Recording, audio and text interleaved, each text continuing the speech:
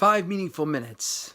I want to share 2 teachings from the holy Ishbitzer Rebbe, 2 ideas about Moshe that emerge from this week's Parsha. The Parsha Ba'alotcha starts off with the discussion of the construction of the menorah.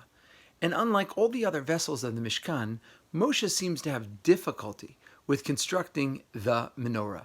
The pasuk simply says that he creates this menorah, beats it out of gold, Kam mar'eh asher her'a Adonai et Moshe, ken asa et menorah. That he had to see a vision of it, and that's how he created the menorah.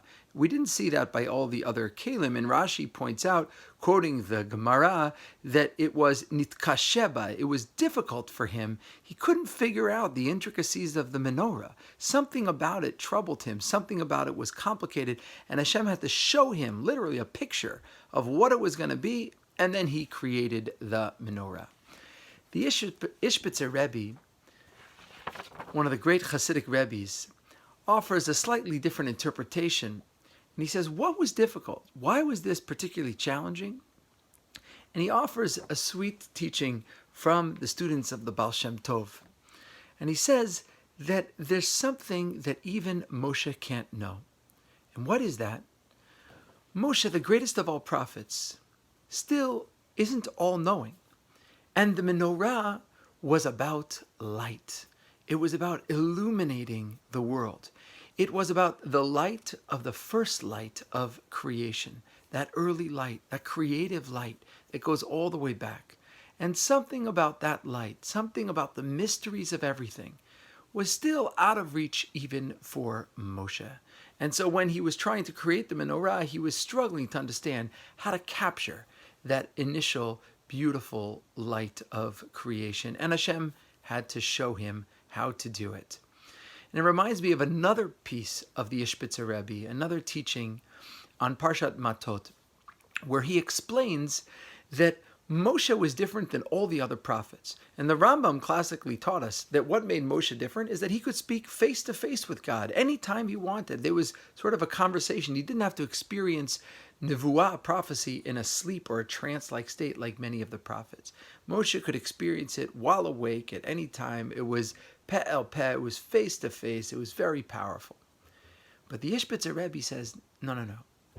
What made Moshe different than all the other prophets is that when most prophets experienced prophecy, it was so overwhelming, so powerful, that they emerged from their prophecy and felt that they had been touched by the divine, that they knew exactly what was going to be, that they had this incredible heightened awareness, and they went with it. But Moshe, when Moshe had his prophecy, when he finished, he understood he could have another prophecy in any minute, in any moment, that would change the prophecy of the moment before. And so he had to constantly prepare himself to be open to the possibility that that which he knew yesterday might be different than that which he knows today.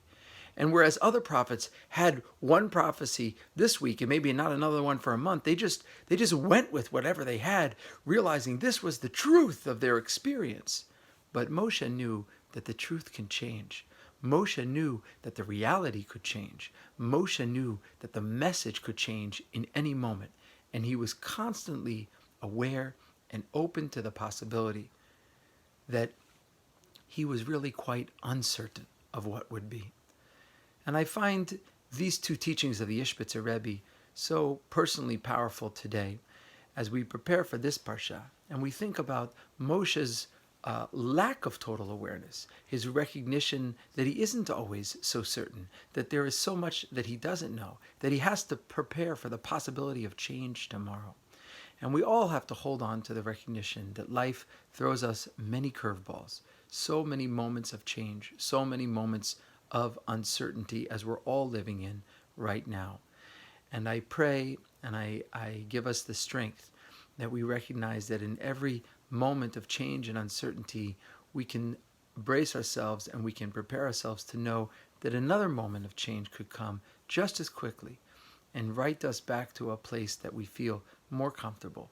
But we have to live with the uncertainty, accept it as part of our norm, and recognize that life continues to bring us new light each and every day.